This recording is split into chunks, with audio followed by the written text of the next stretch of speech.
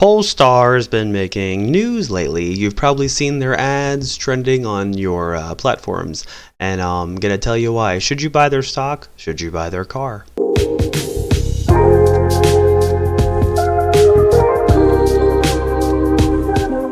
So Polestar's been around for actually quite a couple of years, but you'll hear more recent news lately because of the sales that are happening and the revenue and these earnings that are coming in, and as well as the ads are being pushed up. Which at a time like this, with interest rates and the Fed decisions and everything going on, I'm kind of shocked they're spending this much. But that also makes me believe that they have something that they believe in, which that shows in the numbers. They've already, what's the latest news? They've sold 30,000 deliveries on the first 9 months. So it was a revenue of $1.4 billion. They're held at a strong backing at $1.6 billion. So the company can for surely navigate with a changing economic environment we're going through, I'll say. It's well funded at least through 2023. They did have a Polestar 1, 2, and 3, but they did cut the 1, which was actually my favorite one, of course. And I think they've gotten a lot of pushback from it. I think they're going to redesign, and they're going to come out to these later models, which right now they're going to do 2 models. You have the Polestar 2 and 3. The Polestar 2 is more of a sedan, an everyday car. You have the Polestar 3 that's going to be more of their SUV model, the whole safe family kind of car look. This company is jointly owned with Volvo and Geely. They are building cars in China and to be sold worldwide, just like Tesla and I think Lucid. They're all getting spots and starting to push more production around the US and instead of having production just here. Before we get back to the video, subscribe to the channel if you like all the content I'm bringing you. Go ahead and like this video and hit that notification bell so you don't miss any future videos. Also, click right here on the link to check out the iAmerican clothing brand. The Polestar models, the 4, 5, and 6, are set to start production anywhere from 2024 to 2026. So currently we just have the Polestar 2 and 3 that we can lean on, kind of watch the revenue, watch the ads go, push more towards these models. Look, their goal is to sell 290,000 vehicles by 2025, which this could be for sure a record, and they would hit 17 billion with all the cars meeting a median price of around $70,000. Now, take into consideration operating income, there's the marketing ads like I've been talking about. You can see they've been pushing it out. There's payroll production, the designing costs, etc. If you cut that in their profit, pretty much just take that in half or 2/3. That would still make their net revenue, if you sell that many cars, $2.3 billion, which is roughly 8 or 9 billion by 2025. Holy Lord. Some downfalls would be that the highest mileage reached at even their SUV or the Polestar 2 model, the highest they've reached is 300 miles per kilowatt charge. That is close to Tesla's speeds, but it's still shy of a record when topping speeds of 0 to 60.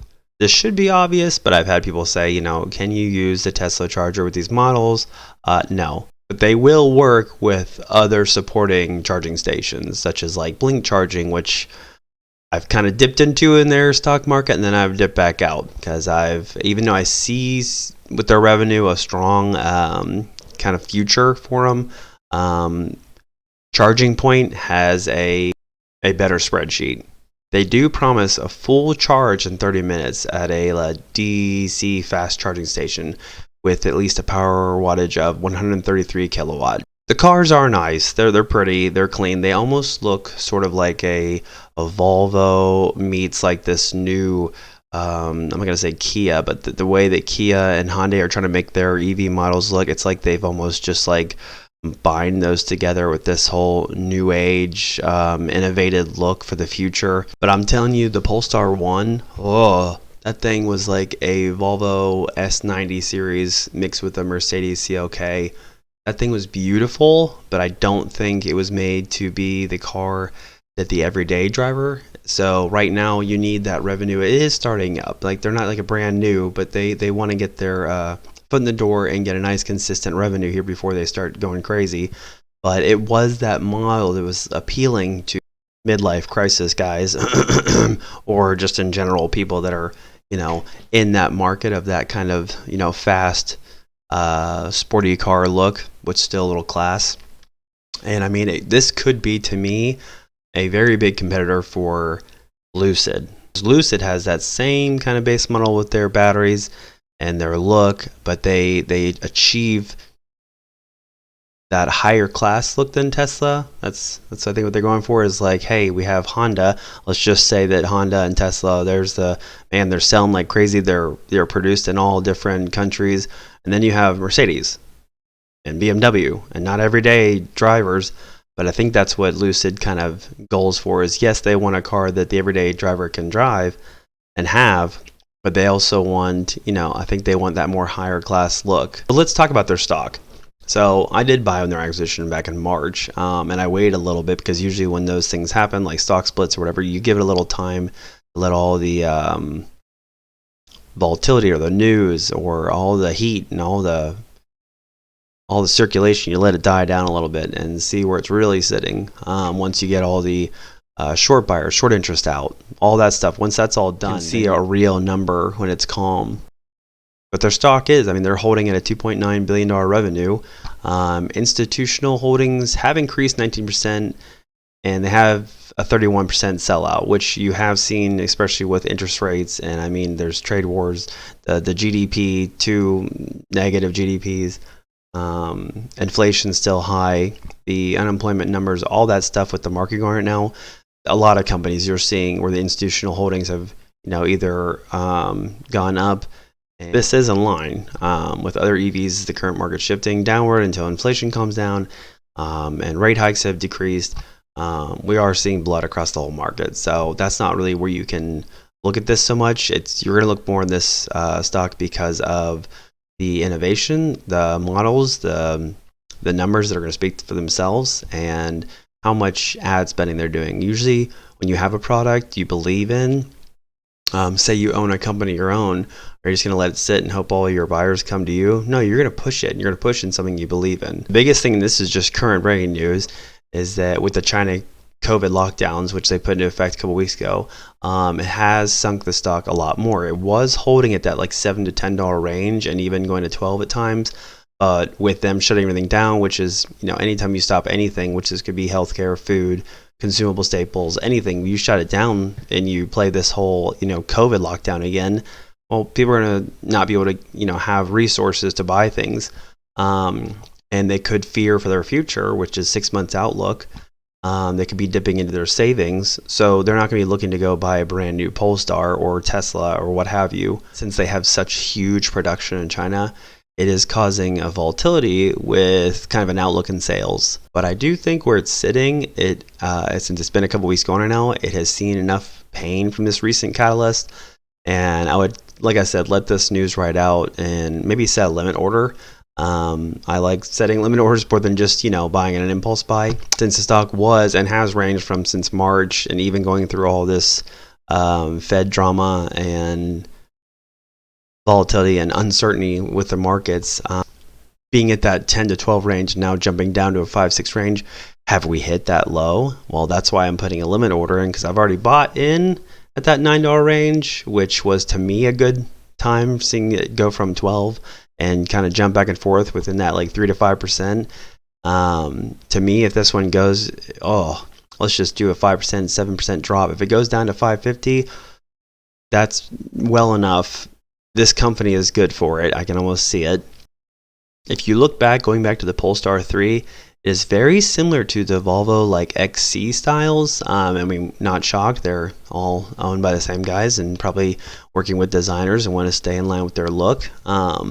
It's the same body style and interior. The interior of these Polestars with Volvos are almost identical. So if you already are a Volvo owner, and you're looking to switch, which they have their own line of EVs too, but if you're looking to switch into the EV sector, you could look into, committed customer Volvos or in Polestar's new lines. They're also in line with Tesla and Volvo with having high safety ratings. It's an all-around family-focused sedan. and it's an SUV, or even just their sedan models that fit most consumer design interests. I do think a lot of people are going to wait for the 4, 5, and 6 that are coming out, especially the one that I was talking about, the one that looks like the S60, S90 sedans mixed with like the Mercedes CLK or G Series, because God, they were freaking beautiful. But they do have these 2 and 3 models right now. The Polestar 2 and 3 have shown interest. I do think that most people reading from like recent comments or trending news, that they're on that waiting list for the 4, 5, and 6, especially since that, like the model I was talking about before, these models are coming out are like in these Mercedes E-Class Volvo S90 babies mixed together. They're beautiful. And I mean, it's luxury at an attractive price. And I think people are going to wait on those a little bit, but you have seen the interest already in just the Polestar 2 and Polestar 3 models, especially since the Polestar 3 has that SUV, family everyday car, and then you have the Polestar 2 that has the everyday driver. And when these are getting to roughly around 300 miles per kilowatt charge, and you go back to, and a lot of people freak out about am I going to be able to charge my car? Is my car going to die in the middle of the road and I have to find somewhere to charge it? Well, when you think about it, do you really drive 300 miles a day? Do most people even drive 200 miles a day? Do people even drive 150 miles a day? If you do, if you have a long route to work and you do have that issue, well, this is why this is good. There's the Blink charging and the charging point and other DC stations. They will charge there, and you make your own judgment of this Polestar company. I honestly wouldn't sleep on them, especially since they're literally right behind Tesla with year-over-year growth. Nobody has seen like Rivian, Lucid, GM, Ford, even these guys. No one has seen a company do year-over-year growth at 95%. So the sales are there, the interest is there, the ads there. If you're ad spending, the money's there to support it. Is the stock really a low right now? No, I wouldn't say it is. We have this Fed decisions coming up now. We're in it this week, actually. And if he does the 50 points rate hike, well, then, okay, everyone's expecting that. If he goes 75, well, the market's going to sell off. You're going to see Polestar and a lot of these other companies dip, like big time. And then maybe, yeah, I'd buy in. Because with their outlook, this thing looks really, really strong.